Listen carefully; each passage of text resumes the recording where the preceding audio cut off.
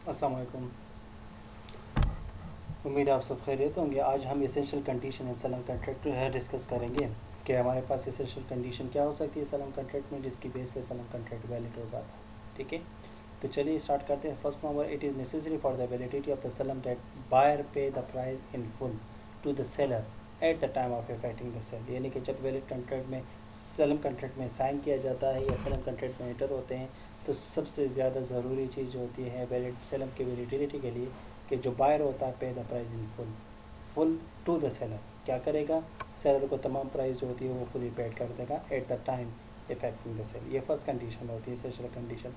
Second में कहते हैं only those goods can be sold through सलम contract in which quantity and quality can be exactly specified. ठीक है ना, यानी कि जिस सलम कंट्रैक्ट किया जिस कमोडिटी के लिए किया जाता है, ठीक है, तो जिस कमोडिटी की एग्जैक्टली क्वांटिटी और क्वालिटी स्पेसिफाइड होती है, यानी कि मेयार और मायार के लिहाज से और मकदार के लिहाज से जो चीज़ डिफाइंड होती है सलम कंट्रैक्ट में, सिर्फ उस गुड्स को ही क्या किया जा सकता है, सोल्ड किया जा सकता है। ठीक है, सलम can not be effected on a particular commodity और a product of the particular field और फॉर्म। ठीक है ना, सलम जो होगा यानी कि किसी भी पार्टिकुलर कमोडिटी की वजह से या कोई भी दूसरा प्रोडक्ट पार्टिकुलर फील्ड का या फॉर्म का जो उसकी वजह से इफेक्ट नहीं होगा। ठीक है, all detail in respect to the quality of the goods sold must be expressly specifying, leaving no ambiguity which may lead to the dispute। यानी कि ऐसी गुड्स जो क्वालिटी ऐसी गुड्स की यानी कि जो सलम कंट्रैक्ट में मैयर किया जाता है उसकी क्वालिटी के लिहाज से, ठीक है, तमाम डिटेल जो होता है वो डिफाइन होना चाहिए। ठीक है, और कहते हैं कि quality of the goods sold must be specified, leaving no ambiguity, यानी कि उसमें कोई शक व शुबा ना हो क्वालिटी के लिहाज से और उसकी क्वांटिटी के लिहाज से। ठीक है, तमाम डिटेल जो हो वो क्लियर हो। ठीक है ना, अगर वो फॉर एग्ज़ाम्पल फार्मर की वीट के लिहाज से है, ठीक है ना, या अदर कोई स्पेसिफिक कमोडिटी है, ठीक है, तो उसकी क्वांटिटी क्वालिटी जो होती है वो डिटेल होना चाहिए जिसमें कोई एम्बिग्यूटी ना हो, विच में लीड टू डिस्प्यूट, जो किसी भी किस्म की क्या बने, तसादुम का सबब बनता हो। ठीक है ना, तो उस लिहाज से तमाम चीज़ें जो होती है वो क्लियर होना चाहिए कंट्रैक्ट में। ठीक है, कंडीशन नंबर 5 में कहते हैं कि it is necessary that the quantity of the commodity is agreed upon in absolute term, it should be मैयर और वेट समझ आ रही ना, कि अगर क्वांटिटी के लिहाज से, यहाँ तो हमने क्वालिटी की बात की कि क्वालिटी में तमाम डिटेल टर्म्स होती हैं वो क्लियर होना चाहिए, उसमें कोई एम्बिग्यूटी ना हो, लेकिन क्वांटिटी के लिहाज से भी जो होता है जो सलम कंट्रैक्ट में डिफाइंड होता है उस क्वांटिटी को जो होती है वो एग्रीड अपॉन यानी कि एब्सोल्यूट टर्म्स में होना चाहिए। ठीक है, इट शुड बी मैयर्ड हो, ठीक है, काउंटेबल हो या काउंट के कर सकते हो या मैयर्ड कह सकते हो या वेटेड हो। ठीक है, ताकि उसकी क्वांटिटी जो हो वो एब्सोल्यूट टर्म्स में हो या एब्सोल्यूट में हो, एक्चुअल हो। ठीक है, 6 में the exacted employment of the delivery must be specified in the contract. ठीक है ना,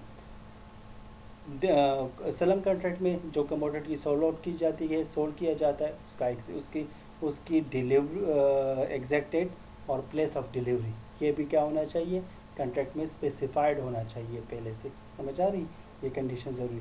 सलम can not be effected in respect of things which must be delivery at the spot. ठीक है ना, यानी कि सलम जो होता है थिंग्स के लिहाज से जो भी चीज़ें होती हैं उससे कोई क्या हो, उसकी वजह से सलम कंट्रैक्ट इफेक्ट ना हो। ठीक है ना, एट द स्पॉट जो कि क्या हो, जब एट द स्पॉट जो डिलीवर की जाती है उसकी वजह से कोई दूसरी चीज़ों की वजह से सलम कंट्रैक्ट इफेक्ट ना हो।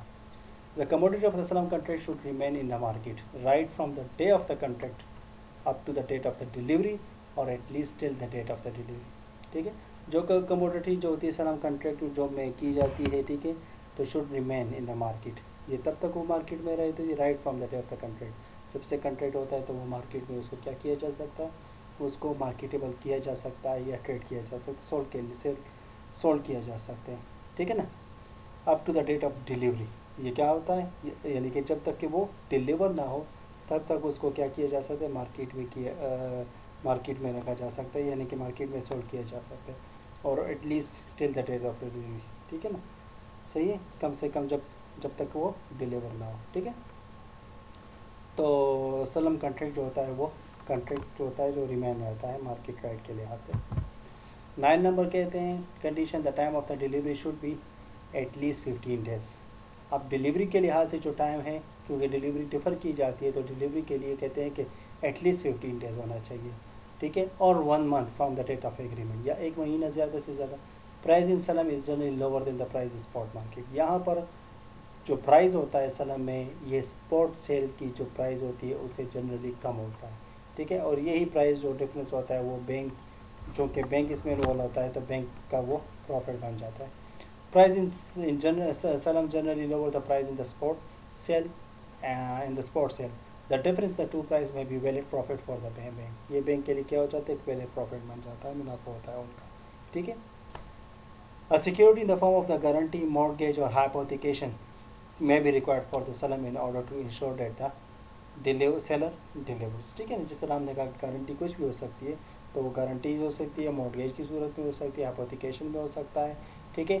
ये दोनों जो होती हैं सलम में रिक्वायर्ड हो सकती है, तो इसकी वजह से सेलर डिलीवरी जो होती है उसको इंश्योर किया जा सकता है। लास्ट इसकी कंडीशन क्या है, the seller at the time of the delivery deliver commodity, ठीक है, डिलीवर कमोडिटी को डिलीवर करेगा, and not money to the buyer, यानी कि जो कमोडिटी जिस कमोडिटी के लिए कंट्रैक्ट किया जाता है उसी कमोडिटी को डिलीवर होगा, न कि मनी को उसके मुकाबले, उसके बदले, to the buyer who would have establish a special cell for dealing in commodity, ठीक है ना, जिन्होंने पहले से ही कंट्रैक्ट के मुताबिक जो कमोडिटी डिफाइंड होता है क्वालिटी के लिहाज से, क्वांटिटी के लिहाज से, प्राइस के लिहाज से, ठीक है ना, वही कमोडिटी जो होगी वो डिलीवर की जाएगी, ठीक है।